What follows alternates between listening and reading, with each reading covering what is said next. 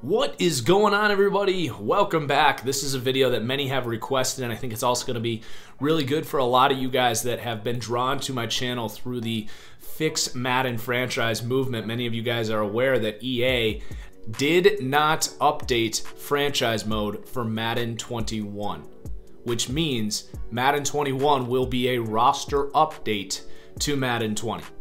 Which is just despicable. I feel that it is kind of my duty as a content creator, a community member, and a roster creator to give you guys the opportunity to voice our displeasure with that decision to not touch franchise mode for the next Madden, and give you the opportunity to basically get the game for free by using my roster updates. But anyway, this video is going to be about how you can set up a realistic franchise in Madden 20 with updated rosters, with the rookies and stuff. So let's get into it. You are going to come down here to share and manage files. This is the first step. You need to get the roster. So we're going to go to settings, share and manage files, download community files. Now, this roster right now is on Xbox and PlayStation as we speak. As far as PC is concerned, I know the team is close. I need to continue working with them and into Madden 21 or Madden 20, into the fall, basically. I will be doing my weekly updates to my roster that many of you guys are familiar with. So we're going to grab this roster right here, TFG Real 2020. This is the same name on PlayStation. It's just under a different username. The username on PlayStation is going to be T-Jack76. So you're going to come here, download file. Now I already have it, so I'm not going to overwrite it. Now you guys might get error notices here, or you might download it and it doesn't show up in your files. I know that you aren't the only one. It is an annoying error that EA has neglected to fix for a couple of years now. So basically my only advice is I have an error file called TFG error that you might want to try out. Otherwise, you gotta just keep at it. Eventually it will work. It just might take a couple days, just pop in and out. It's just obnoxious, but it is what it is. So you'll download that file, but there's one more big step here a lot of people forget. You have to come over and load the file, otherwise it's still gonna have you on the default roster. So load TFG Real 2020, and then you can even come into the roster management and check. There you go, you got Joe Burrow and the Bengals, you know you've got the roster. Now, not only does this roster just have the updated transactions and give you a reason not to buy Madden 21, this roster is actually more realistic for your franchise experience. The ratings have been adjusted to a scale that more resembles realism. You are going to feel the impact of having star players. You're not going to have guys like a Tyrell Williams, Seth Roberts being star players. I have other videos that detail why this is a roster designated for use in a realistic franchise mode, but know that EA's roster, they're tuning for competitive guys. They need to please the real players. They need to generate new 99 overalls for the marketing team. Their roster does not play as realistic in franchise mode as my roster does, and I will guarantee you that.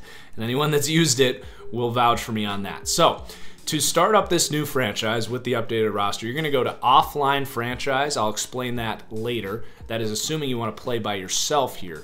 Then you're going to go create new franchise and then use active roster, and that is going to import your roster here.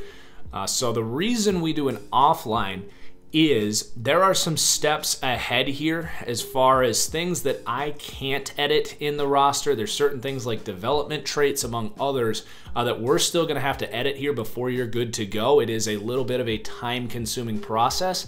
So if you save an offline base file, you don't have to do all of those all over again. Then when you're ready to start your franchise, all you have to do is pick the team you want and create a new save file on top of that.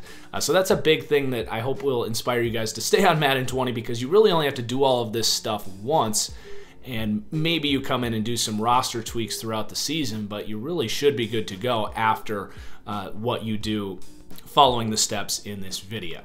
So I'm just going to pick a head coach for the purposes of this video. You can obviously do coach or owner. It's up to your preference. So as far as the league settings, I will set this up for all Madden. We'll talk about sliders in a minute.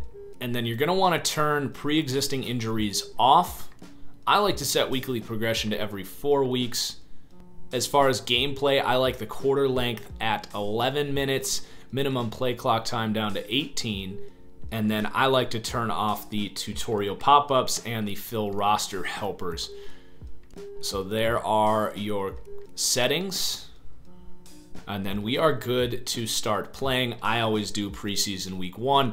You definitely are going to want to do that for the purposes of setting up for Madden 20.5, if you will. So now that we're in here, you can go ahead and save that new base file. I'm just going to call this base July 20. So now that that is saved, we are now working on our base franchise file. Now we still have a couple more settings to set up here, so it's all in the sliders. XP sliders, I like to lower these slightly. I don't think they're that bad this year, so I do lower them just a little bit so you don't get too inflated if you go 4 or 5 years in. And then you're going to come down to gameplay sliders. I do have uploaded sliders. They're called TFG All Madden on Xbox. They're not on PlayStation, but it's easy enough to see the sliders right here. Now, I always tell people I'm a rosters guy, not a sliders guy. I will post a link to Matt 10's sliders. It really comes down to preference, guys, playing with these sliders and kind of determining what is best for your play style and your skills. This is just what I have it at. Now, I would turn injuries up to about 16 or 17. Fatigue, I bump up a couple. And the minimum player threshold on all Madden, I recommend about 32 to make that speed have a realistic but balanced impact. And then you're going to want to turn face masks down to about 35. I think they're a little high in this game. And then I like to turn roughing and running the kicker off because I think it's a little buggy in this game. And there you go. There are your sliders and settings. Now, you very well could just hop in and start playing right now. You're going to encounter some unrealistic elements, as is to be expected in Madden franchise mode, because it sucks, but we don't have any options. So what else can we do to make this as realistic as possible? I've got 3 more easier steps and then 1 more big step that you could do if you really want to go above and beyond. But again, if you wanted to hop in and start playing right now, you're more or less going to get the Madden 21 experience if you don't want to do any more work beyond that. But a lot of people do want to make it as realistic and as immersive as possible. So I have here a link that I want you to look at. It includes the things that I could not edit because of the restrictions that EA puts on me as a community roster creator. So this includes development trait change suggestions, trades that you will need to be making that are not updated as far as what draft picks teams have, and then some general fixes to contracts, player age, and other stuff. So as far as the dev traits go, pretty straightforward. You can see here just a list of teams. If you just pan over a little bit, the Bengals, for example, Joe Burrow is going to need superstar. So there you go. That's all you got to do for the dev traits. And then you will also see the list of general fixes. Joe Burrow was accidentally made a year too young, so you'll just have to add that. And bam. I mean, doing everything in this spreadsheet will take you about 2 to 3 hours. But again, guys, if you use a base file, you only have to do that once and you're good to go. Now, the last thing I will say, if you want to go above and beyond with the development traits, is a lot of times the players will get unrealistic traits.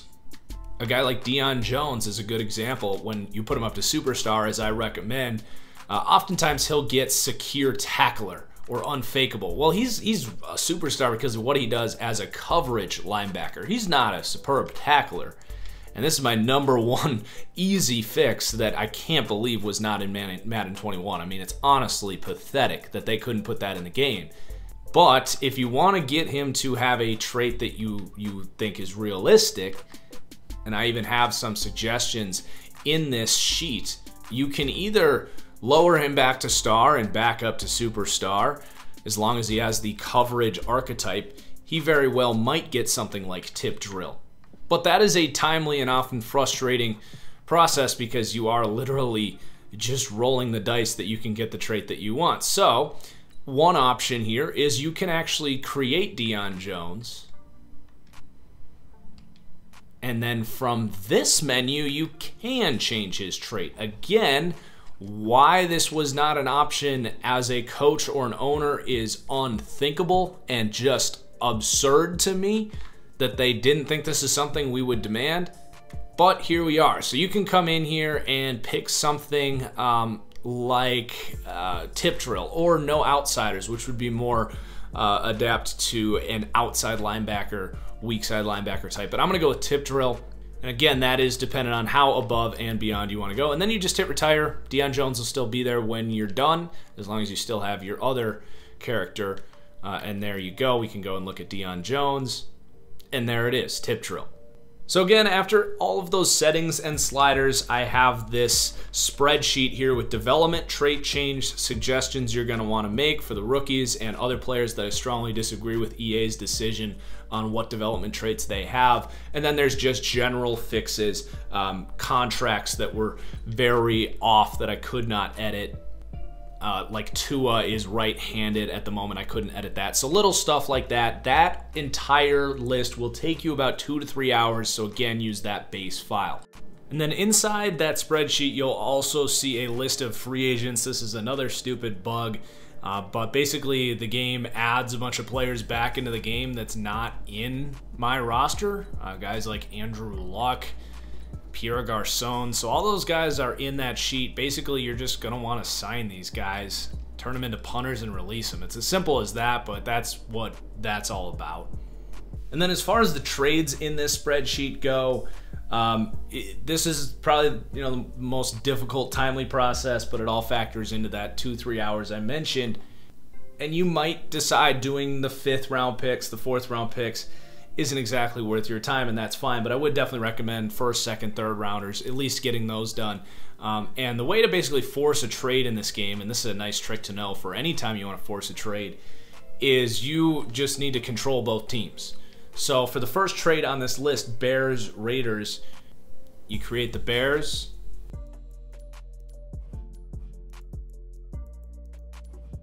You create the Raiders.